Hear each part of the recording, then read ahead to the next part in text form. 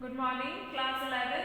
बच्चों, हम आपका चैप्टर कवर कर रहे थे केमिकल इक्विलिब्रियम और उसमें हमने स्टार्ट किया था आयनिक इक्विलिब्रियम। आयनिक इक्विलिब्रियम में आपने किया था सब्सटेंसेस में आपने टू टाइप के सब्सटेंसेस किए थे, इलेक्ट्रोलाइट्स एंड नॉन इलेक्ट्रोलाइट्स। क्या होते हैं इलेक्ट्रोलाइट्स? इलेक्ट्रोलाइट्स वो सब्सटेंस होते हैं जो एक्वस सॉल्यूशन में डिसोसिएट हो जाते हैं अपने आयंस में, उन्हें हम क्या कहते हैं? इलेक्ट्रोलाइट्स कहते हैं। और नेक्स्ट इज नॉन इलेक्ट्रोलाइट्स। क्या होते हैं नॉन इलेक्ट्रोलाइट्स? जो एक्वस सॉल्यूशन में डिसोसिएट नहीं होते, उन्हें हम क्या कहते हैं?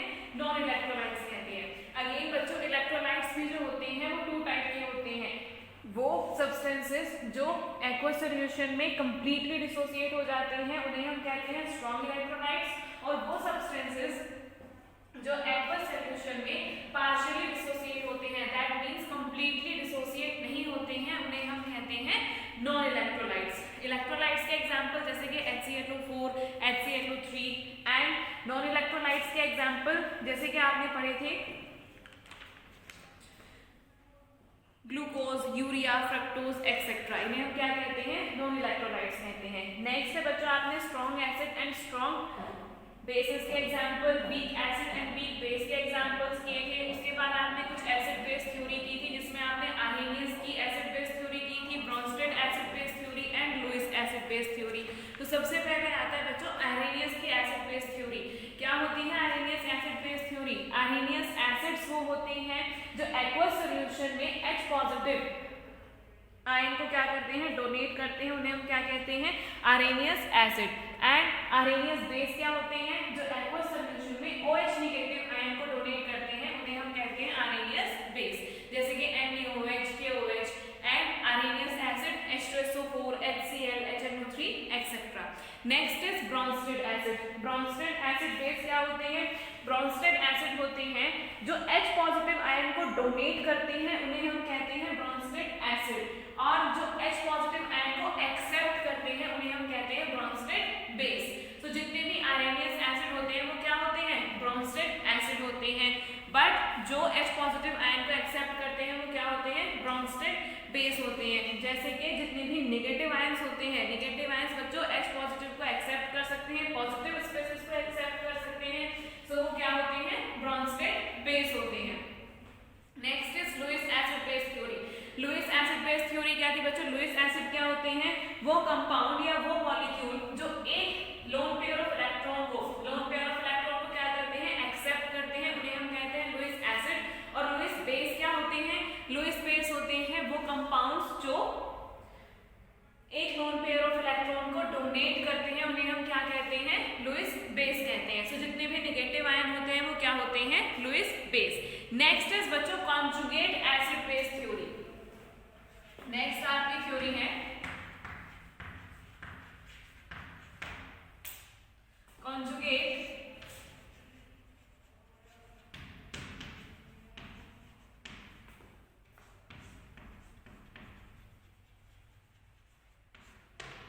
Acid base theory.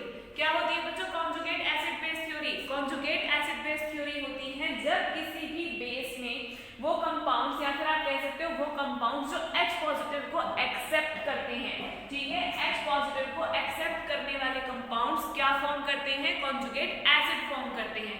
सो H पॉजिटिव को आपको पता है H पॉजिटिव को कौन एक्सेप्ट करता है? H पॉजिटिव को बेस एक्सेप्ट करते हैं। सो बेस H पॉजिटिव को एक्सेप्ट करके क्या बनाते हैं? Conjugate acid.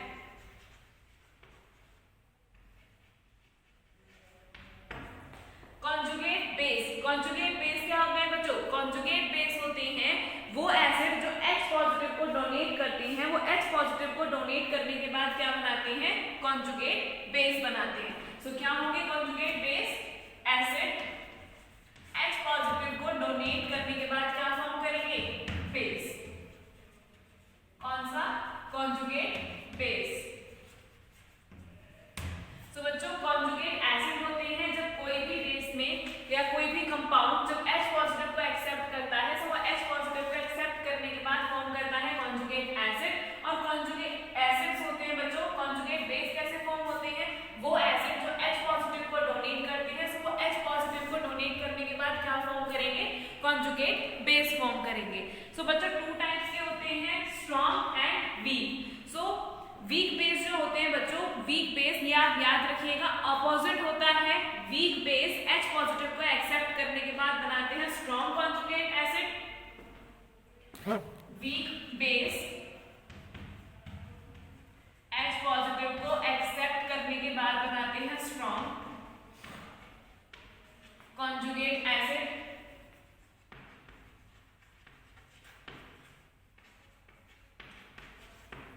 और वीक एसिड और strong base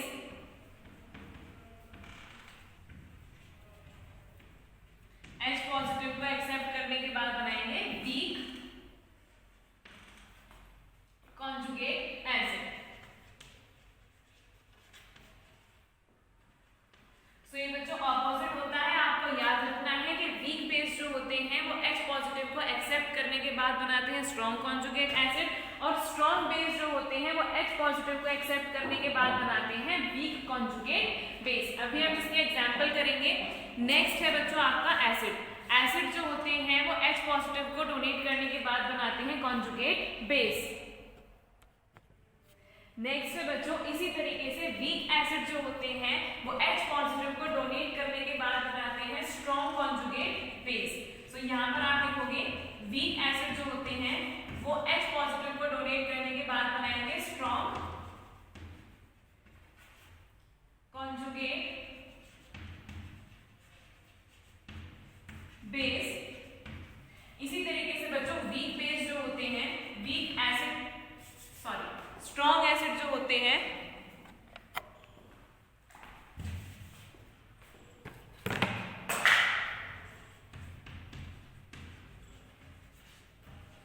strong acid H positive को डोनेट करने के बाद बनाएंगे वीक कॉन्जुगेट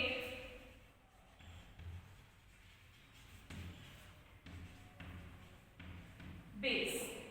तो ये है बच्चों आपका कॉन्जुगेट एसिड बेस थ्योरी। क्या कि वीक बेस H पॉजिटिव को एक्सेप्ट करने के बाद बनाएंगे स्ट्रॉन्ग कॉन्जुगेट एसिड, और स्ट्रॉन्ग बेस जो होते हैं वो H पॉजिटिव को एक्सेप्ट करने के बाद बनाते हैं वीक कॉन्जुगेट एसिड। इसी तरीके से वीक एसिड जो होते हैं वो H पॉजिटिव को डोनेट करने के बाद बनाते हैं स्ट्रॉन्ग कॉन्जुगेट बेस, और स्ट्रॉन्ग एसिड जो होते हैं वो H पॉजिटिव को डोनेट करने के बाद बनाते हैं वीक कॉन्जुगेट बेस। सो ये है आपकी कॉन्जुगेट एसिड बेस थ्योरी। सो इसके हम एग्जांपल करेंगे, आपको एग्जांपल से क्लियर हो जाएगा।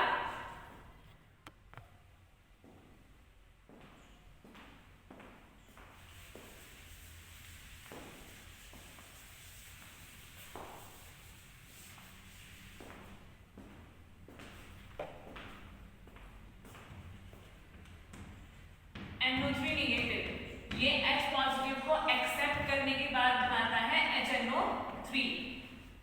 ये इन्फॉर्म करता है ना, NO3 नेगेटिव जो होता है वो H पॉजिटिव को एक्सेप्ट करने के बाद बनाता है HNO3। तो यहाँ पर आपको पता है HNO3 क्या है? HNO3 एक स्ट्रॉन्ग एसिड होता है। तो HNO3 एक स्ट्रॉन्ग एसिड है।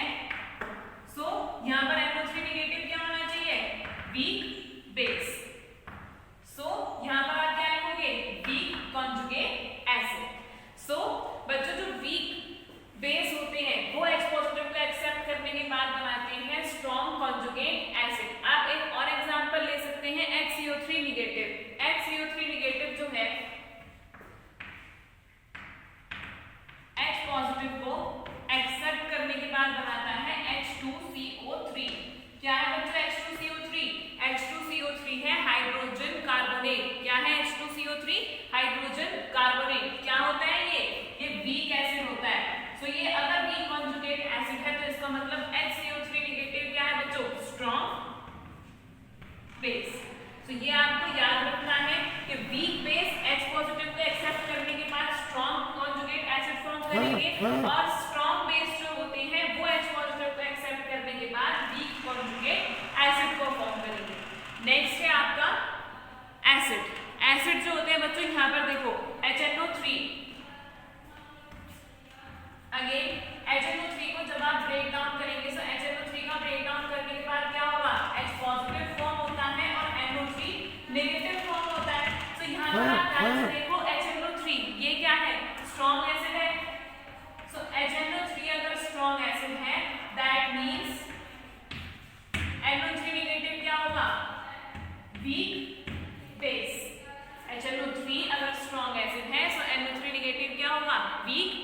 बेस, या आप कह सकते हैं वीक कॉन्जुगेट बेस। नेक्स्ट है बच्चों HF।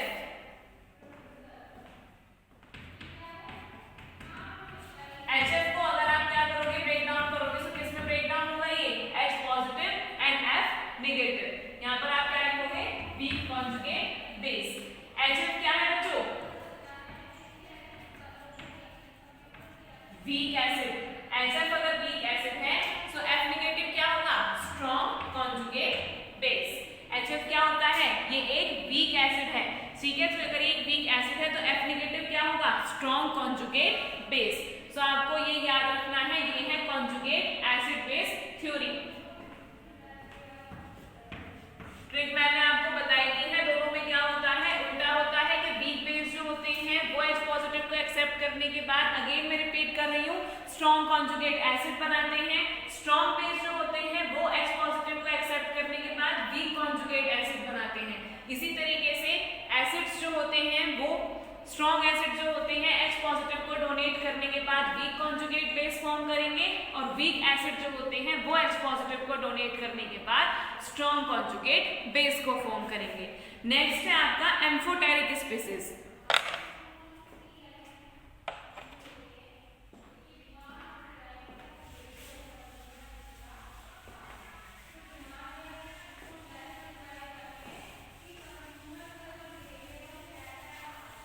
Next is amphoteric species. क्या होती है एम्फोटेरिक स्पीसीज, वो स्पीसीज जो H पॉजिटिव को डोनेट भी कर सकती हैं और वो स्पीसीज जो H पॉजिटिव को एक्सेप्ट भी कर सकती हैं, ठीक है। क्या करें बच्चों, एम्फोटेरिक स्पीसीज वो होती हैं जो H पॉजिटिव को डोनेट भी कर सकती हैं और H पॉजिटिव को एक्सेप्ट भी कर सकती हैं, उन्हें हम कहते हैं amphoteric species.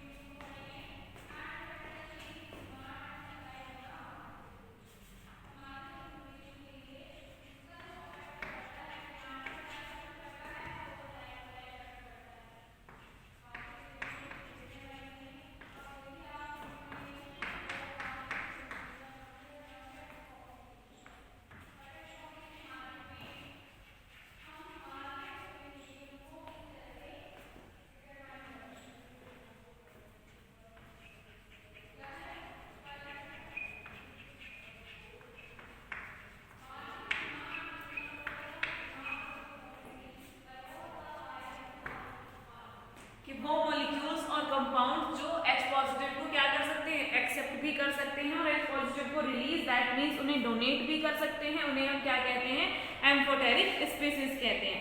The species which are H positive donor और as well as H positive acceptor are called amphoteric species. भी कर सकते हैं, उन्हें हम क्या कहते हैं, एम्फोटेरिक स्पीसीज। तो बच्चों एम्फोटेरिक स्पीसीज जो होती हैं वो ब्रोंस्टेड एसिड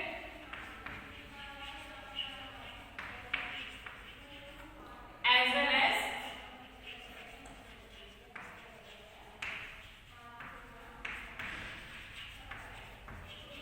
ब्रोंस्टेड बेस की तरह वर्क करती है। क्यों, क्योंकि ब्रोंस्टेड एसिड क्या होते हैं, ब्रोंस्टेड एसिड होते हैं जो H पॉजिटिव आयन को क्या करते हैं, रिलीज करते हैं, उन्हें हम क्या कहते हैं, ब्रोंस्टेड एसिड कहते हैं। और ब्रोंस्टेड बेस क्या होते हैं, जो H पॉजिटिव आयन को एक्सेप्ट करते हैं, उन्हें हम क्या कहते हैं, ब्रोंस्टेड बेस कहते हैं। सो एग्जांपल है बच्चों इसका, जैसे कि HCO3 नेगेटिव। HCO3 नेगेटिव जो स्पीसीज होती है वो H पॉजिटिव को एक्सेप्ट भी कर सकती है एंड H पॉजिटिव को डोनेट भी करती है। सो अगर HCO3 नेगेटिव क्या कर रहा है, H पॉजिटिव को एक्सेप्ट करता है, तो H पॉजिटिव को एक्सेप्ट करने के बाद ये क्या फॉर्म कर रहा है, H2CO3।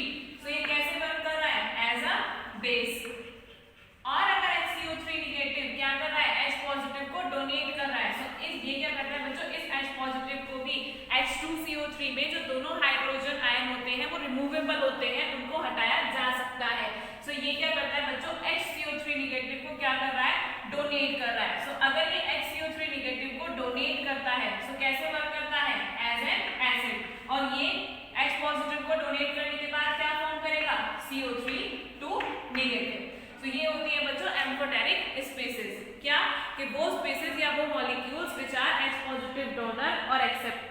Called amphoteric species. कैसे वर्क करती हैं? ब्रोंस्टेड एसिड की तरह वर्क करती हैं। कब? जब H पॉजिटिव को डोनेट करती हैं, और ब्रोंस्टेड बेस की तरह भी वर्क करती हैं, लेकिन कब?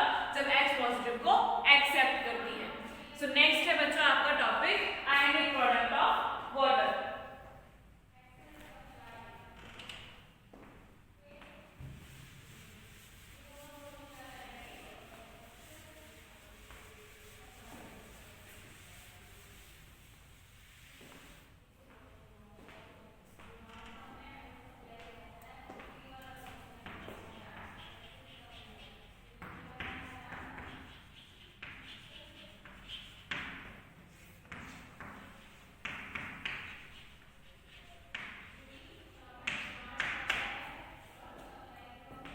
Product of water. सो बच्चों आपको पता है आयनिक प्रोडक्ट H2O जो होता है कौन कौन से आयन से मिलकर बना होता है? H2O जो होता है वो H positive and OH negative से मिलकर बना होता है। सो आयनिक प्रोडक्ट क्या होगा बच्चों?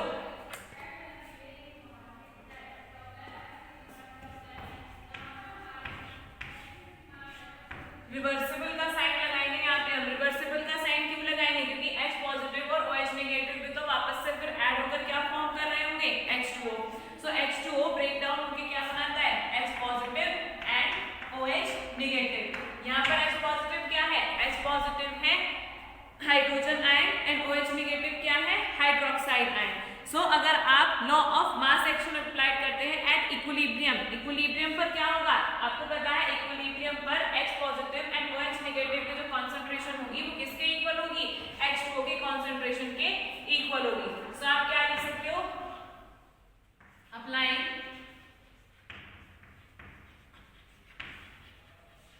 Law of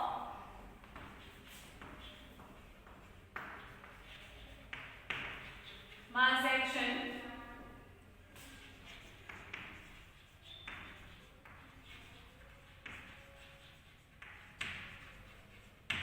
at equilibrium। so equilibrium पर law of mass action अगर आप अप्लाई करोगे तो क्या होगा? K equals to H positive and OH negative upon H2O, concentration of product upon concentration of reactant। so अगर मैं इसे H2O को इधर ले जाऊं so K H2O will be equal to concentration of hydrogen ion and concentration of hydroxide ion। क्या होगा? K into concentration of H2O will be equal to concentration of hydrogen ion and concentration of hydroxide ion। सो बच्चों जो product होता है K into H2O ये another constant होता है जिसे हम डेजिग्नेट करते हैं KW से। किससे डेजिग्नेट करते हैं? KW से, और जिसे हम क्या कहते हैं? Ionic product of water. So आप यहाँ पर क्या लिख सकते हो? वेयर KH2O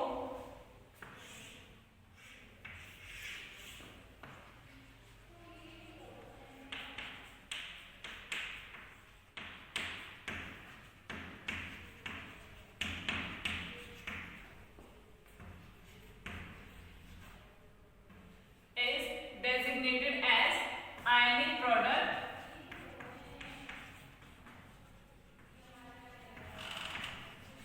of water, जिसे हम क्या कहते हैं? KW, which is represented as KW। so ये होता है बच्चों ionic product of water। क्या होता है? The product of K into concentration of H2O is termed as ionic product of water। so next है आप लिख सकते हो उसकी definition. the product of concentration of किसके इक्वल होगा बच्चों? यहाँ पर आप इस इक्वेशन को क्या मान सकते हो? आप इस इक्वेशन को इक्वेशन फर्स्ट मान सकते हो। so अगर आप यहाँ पे K into concentration of H2O water की वैल्यू को पुट करोगे so क्या होगा? from equation फर्स्ट इसकी जगह क्या पुट करना है आपको? KW। KW will be equal to H positive and OH negative।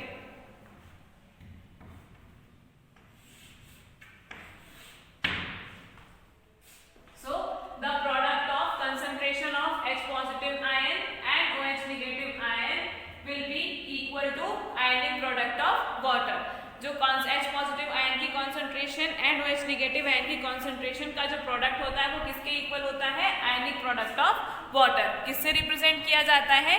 KW से रिप्रेजेंट किया जाता है। सो नेक्स्ट इज डेफिनेशन, आप इसके लिखोगे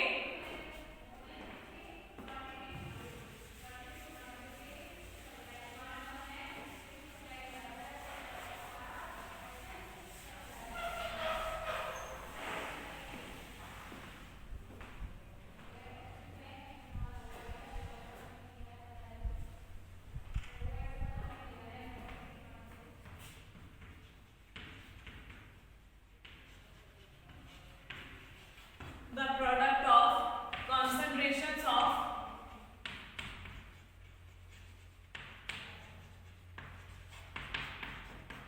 H positive ion and OH negative ion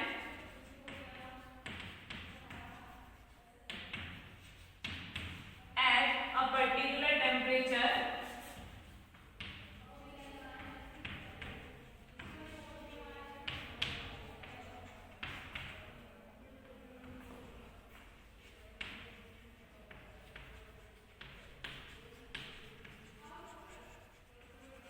is known as ionic product of water.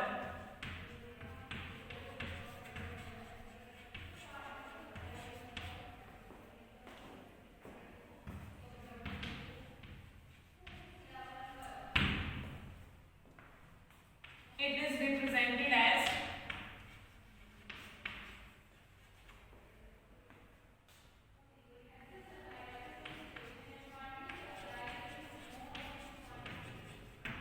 KW।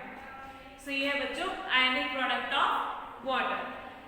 सो जो value होती है KW की वो इंक्रीज होती है अगर आप टेम्परेचर को इंक्रीज करें। इसका मतलब क्या होगा? तो जो कॉन्सेंट्रेशन है H positive and OH negative ion की इंक्रीज होती है with the increase in temperature. So यहाँ पर आप लिख सकते हैं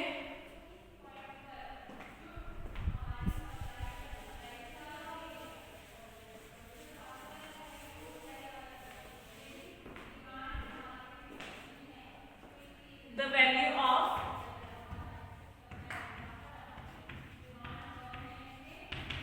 H positive ion and OH negative ion increases with the increase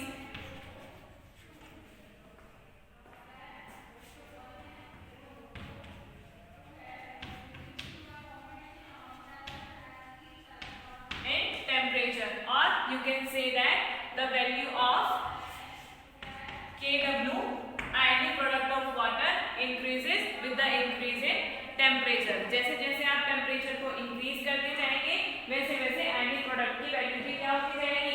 increase होती जाएगी।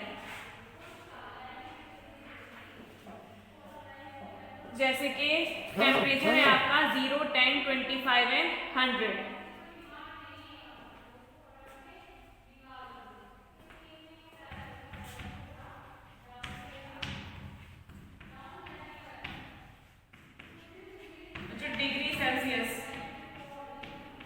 टेम्परेचर जो हमने आपका लिया है वो लिया है डिग्री सेल्सियस में। 0 degree Celsius, 10 degree Celsius, 25 degree Celsius and 100 degree Celsius. And जो वैल्यू है KW की वो है 0.11 into 10 to the power minus 14, 0.31 into 10 to the power minus 14, 1.31 into 10 to the power minus 14 and 7.50 into 10 to the power minus 14। तो यहाँ पर आप देखो सो बच्चों क्या होगी इन टेम्परेचर के लिए KW की वैल्यू 0 डिग्री सेल्सियस पर KW की वैल्यू होती है 0.11 into 10 to the power minus 14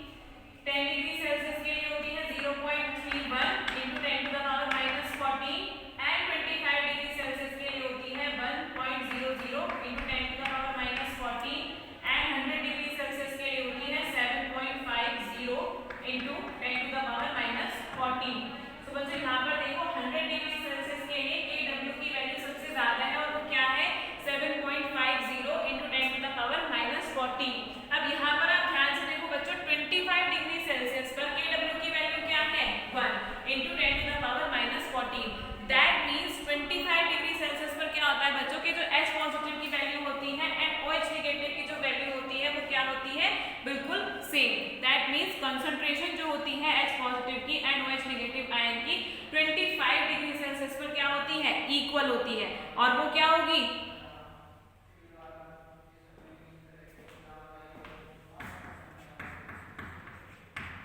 1 into 10 to the power -7 होती है। So ये है बच्चों आयनिक product of water. This shows that at 25 degrees Celsius in 1 liter only 10 to the power -7 mole of water is in ionic form out of a total approximately 55.5 moles. That means total 55.5 moles में से सिर्फ और सिर्फ 10 to the power -7 मोल जो होते हैं water के, वो किस में होते हैं, आयनिक फॉर्म में होते हैं। ठीक है,